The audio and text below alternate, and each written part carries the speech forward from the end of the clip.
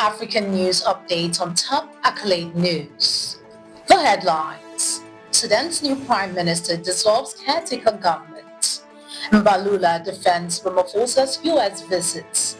Mozambique clears 2024 debt arrears. Ethiopian Defense Minister slams Eritrean President.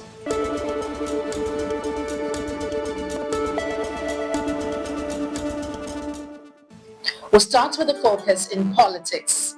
Sudan's new Prime Minister dissolves caretaker government. Sudan's newly appointed Prime Minister Kamil Idris has dissolved the country's caretaker government. This marked the first major move by Idris since taking office on Saturday, becoming Sudan's first Prime Minister since the 2021 military-led coup. Appointed by Army Chief Abdel Fattah al-Burhan amid ongoing conflict with the paramilitary Rapid Support Forces, Idris pledged in a national address to remain neutral among political factions while focusing on restoring stability, security, and rebuilding the war-torn nation. A new government has yet to be announced.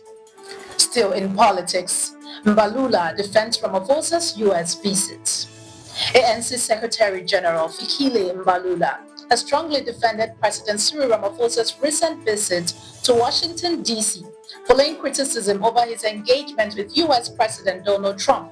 Ramaphosa's diplomatic outreach aimed to counter false claims of white genocide in South Africa after a small group of Afrikaners sought asylum in the U.S.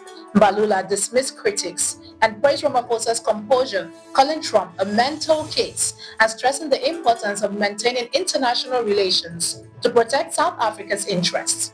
The visit included ministers, business leaders, and union figures working to reset strained U.S.-South Africa ties. Shifting focus to economy, Mozambique clears 2024 debt arrears. Mozambique has cleared all of its extended debt arrears from 2024, settling over $210 million in debt service during the first quarter of 2025, according to a finance ministry report. More than half of the previously unpaid amount, totaling 47.3 million euros, was owed to Portugal, with the remainder largely due to multilateral creditors like the IMF. The government attributed last year's missed payment to post-election instability and budget shortfall.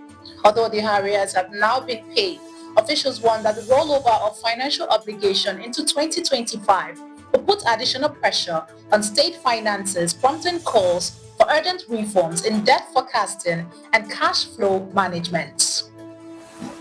Moving to international relations, Ethiopian Defense Minister slams Eritrean President. Tensions are escalating between Ethiopia and Eritrea less than a week after Eritrean President Isaias Afewerki launched sharp criticism at Ethiopia during his country's Independence Day address, accusing it of being a long-time proxy state and denouncing Prime Minister Abiy Ahmed's ideology. In a rare and direct rebuttal, Ethiopian Defense Minister Aisha Mohammed dismissed Isaias as unfit to comment on Ethiopia, calling Eritrea a nation where citizens live in fear and flee repression. Speaking during a briefing on ongoing military reforms, she emphasized Ethiopia's enhanced defense capabilities, warning that the military is prepared for threats from sovereign states, not minor internal actors taking foreign direction. Relations between the two former wartime allies have rapidly deteriorated since the end of the Tigray conflict, fueling speculation of a potential military confrontation. You're watching the African News Update on Top Accolade News. Do stay with us. Still to come.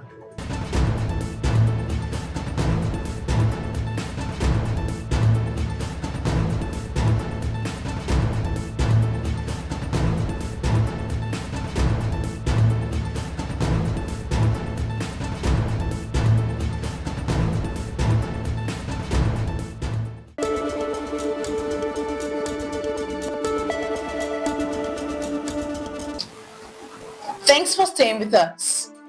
In crime, illegal land sales under fire in Zimbabwe. The Zimbabwe Anti-Corruption Commission has launched a 5-day crackdown targeting the illegal parceling out of state and communal land by powerful land barons starting in Seke district. The campaign, focused on public education, aims to combat rampant land corruption that has seen politically concerned individuals, often tied to senior ZANU-PF figures, illegally selling state land to desperate home seekers.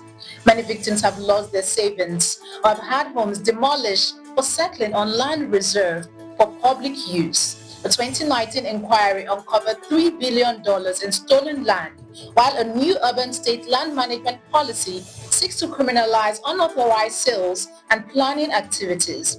Authorities are being urged to act decisively to dismantle the land baron networks. Moving to environment. Rwanda expands fight against plastic pollution. Global effort to end plastic pollution is set to resume in August 2025, with Rwanda and Peru leading negotiations for a legally binding international treaty. Talks stalled last December in Busan, South Korea, but Rwanda's Ministry of Environment remains optimistic, urging nations to support stronger measures that go beyond recycling to include restriction on plastic production and harmful chemicals. Rwanda, a pioneer in plastic bans since 2008, continues to lead by example, launching a $10 million compostable packaging factory and imposing a new levy on single-use plastic imports starting in July. With over 2,280 tons of plastic already recycled through public-private partnerships, the country is also exploring investment in local glass bottle manufacturing to further reduce plastic dependency.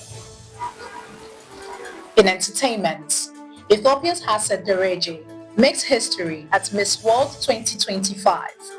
Ethiopia is celebrating a historic achievement on the global stage after Hassan Dereje was named first runner-up at the 72nd Miss World pageant held in India. Her placement marks the highest ever for an Ethiopian contestant, with Hassan earning widespread praise for the powerful advocacy on maternal health and girls' education. Representing Ethiopia with grace and purpose, her Beauty with a Purpose project and heartfelt remarks during the final round won over both the judges and audience. Ethiopia's view Hassan's breakthrough as a defining moment for national pride and women's empowerment across Africa.